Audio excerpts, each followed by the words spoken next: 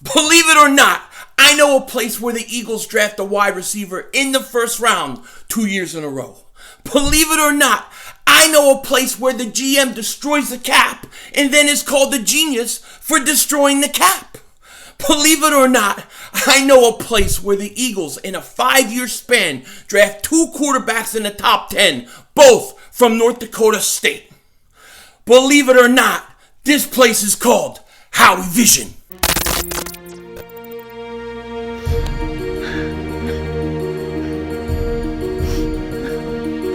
Kick the red, double moonwalker on the red.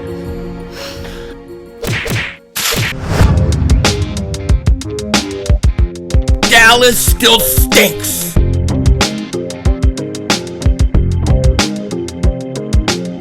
Everybody doing? King Dingbat here, and I hope everybody's having a great weekend. I hope you guys are doing well, and welcome to Howie Vision, because here, Howie Vision, anything can happen, anything can change with the Eagles at any moment in time. Who the hell knows? And I'm sure you guys probably seen the reports that were out earlier today speaking about Howie Roseman specifically. They were talking about how people who have recently left the organization all seem to agree that the big problem with the Eagles and the front office is Howie Roseman, that he is the sole problem. I'll leave the link in the description. And that the way he runs this team, what he's doing to this organization is hurting us. And he is the main culprit. I could not agree more. I believe that that's the case. When you look at the salary cap, and you look how we have no money. Then you look at the Carson Wentz deal, right? To go and give all those assets, give him a contract, and then ship him a few years later. That's all on him. And we can go back to 2010 and look at his drafts and his specifics, which is something I'm actually working on right now, because I want to go into detail and explain some of this to you guys, or at least give you my perspective, my opinion on it. But Howie Roseman, I do think he's the biggest problem on this team right now. And no matter if you ship out Carson, if you do this, if you do that, he is going to be an issue. And one of the big issues that we've had with Howie Roseman in the past is the reluctance of GMs and football guys to want to work with him. Do you ever wonder why the Eagles haven't replaced Joe Douglas? They haven't really brought in a talent evaluator. They had Dorsey come in and do some consultant work, but he has gone to Detroit. I think that Howie remains the biggest issue, and I'm not going to get all mad and fired up today because I've said this 1,000 times, and you guys know it, I know it, but to see reports like that come out just amazes me, because I got to wonder what the owner is thinking, okay? Where is he? Doesn't he see what's going on? Or is it true? I mean, is it really true that this guy, that Howie Roseman has papers of him in some bordello in Mexico like this? And you know what I mean? Is the pictures real? That's what I want to know. What is going on? Because I've never seen a situation where you have a GM who has made so many mistakes have the opportunity to fix his mistakes. And he's just erasing it. He's changing this. He's changing that. Oh, franchise quarterback. Picture Carson Wentz. Oh, you move that. Put in Jalen Hurts. Oh, you need a new coach. Doug Pearson, Super Bowl winning coach. Oh, just get rid of him. Put in this guy. And just change things up. And then you have Jeffrey Lurie in the middle of the hex. And he's like this. He doesn't know what's going on. And Howie Roseman's just changing and fixing everything. And then people say, oh, well, he fixed the problem. Yeah, he fixed the problem, but he caused the problem. You know, I've never seen this. I'm not trying to get all fired up about Howie, but it makes no sense to me. So when I see reports like this saying that he's the main issue, he's the main problem, I believe it. I wholeheartedly believe it. Okay? And look, I hope, because he's the general manager, he's going to be making the picks. I hope he gets every pick right. I hope in a year or 2 years I'm coming back and I'm saying, I was wrong about this guy. He nailed it. He changed things around quick. What a genius move to trade Carson. What a genius. I hope we can say that. But the track record don't look good. It don't look good. And now, we're trying to figure out what's coming next. So we're getting all sorts of reports. You got Jason Kelsey. He may retire, or he may get cut, or he may get traded. It looks like no matter what, he's not coming back. And I get it, his age and things like that. But he's one of the few old guys that I would actually bring back. But they're going to get rid of him. Fine, so be it, right? Then you have the wide receiver situation, right? You have Deshaun Jackson, he's cut.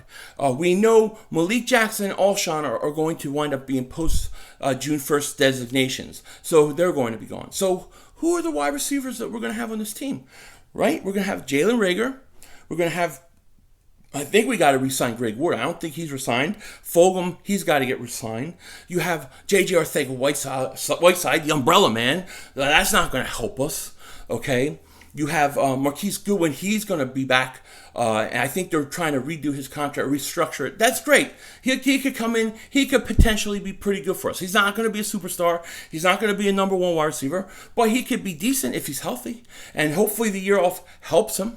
But at the same time, you know, how much can you really count on him? How much can you count on him for the next 2, 3, 4 years? Okay, you got Hightower, you got Quez Watkins. I got to tell you, to me, the guy that makes me the most excited about our entire receiving corps is Quez Watkins. I looked at some of the things he did, especially remember that touchdown in Arizona. I'm like, why isn't this guy getting more playing time? This guy looks like he needs to get more playing time. So, to me, when you look at this receiving corps and then you hear people say, oh, well, there's no way they'll take a receiver in the first round 2 years in a row. They won't do it. And I'm looking and I'm going, well, who's so great that you have to not take a Jamar Chase or a Devontae Smith over? Who on the roster? Nobody. So you have to take a wide receiver. You don't have to, but you have to consider it.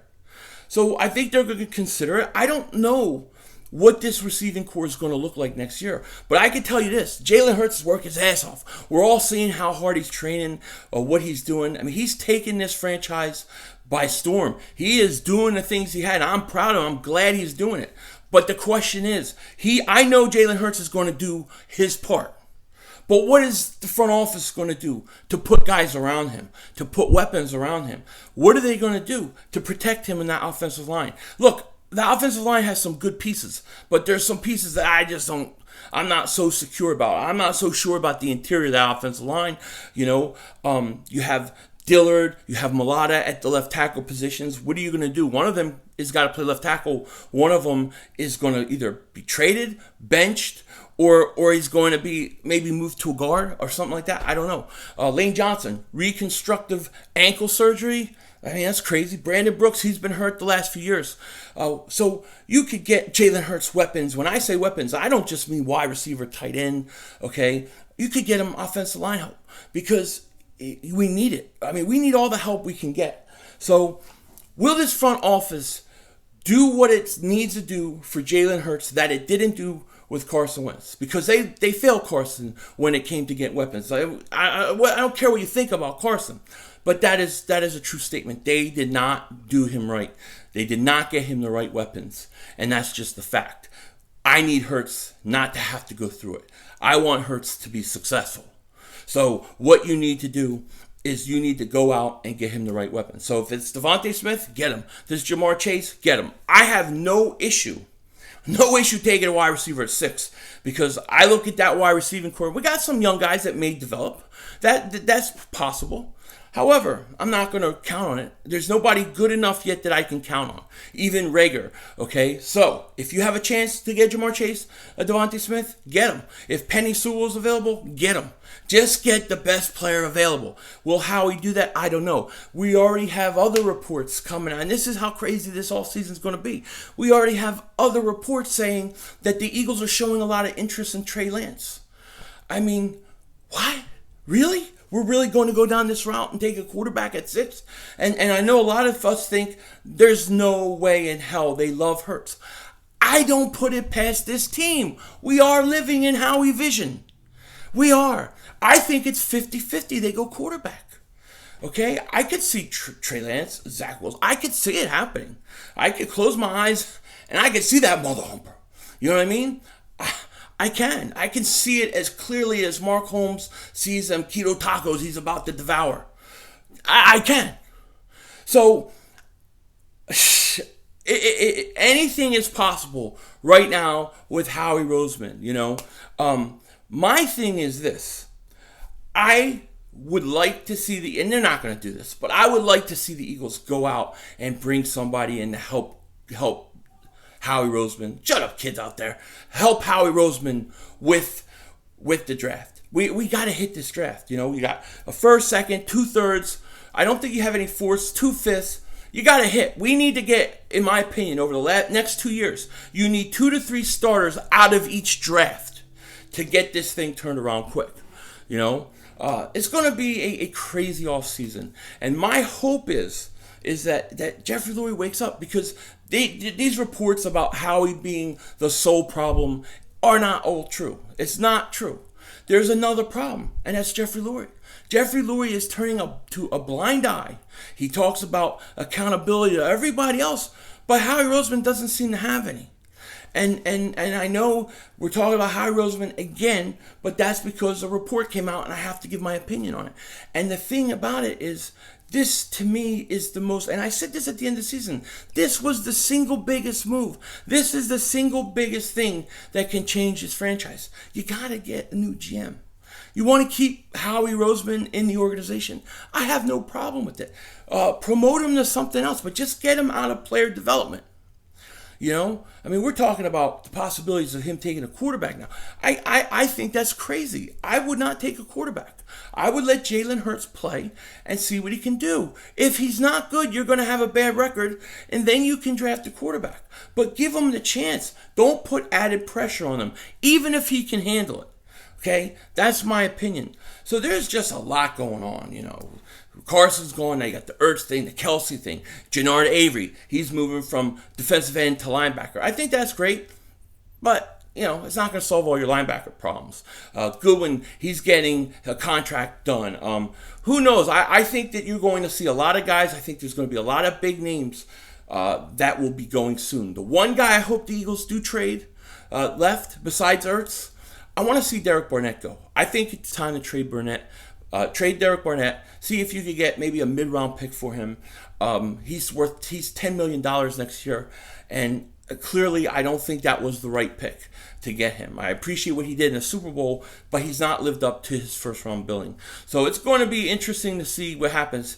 A lot of things going on with this team. From what I see of Jalen Hurts and some of these players, I'm happy with. What I see from the front office and the GM and what they're planning, I'm very scared about. Let me know what you guys think in the comment section. I will be live tomorrow. It's going to be a busy live week. I'm planning to be live tomorrow. I got a couple things I'm trying to plan out that if it works right, I think you guys will love. A couple stream stuff. So keep an eye out for that. And then we'll have some Sixers later in the week. So busy week. With that said, take care. Talk to you later. And don't be a dingbat.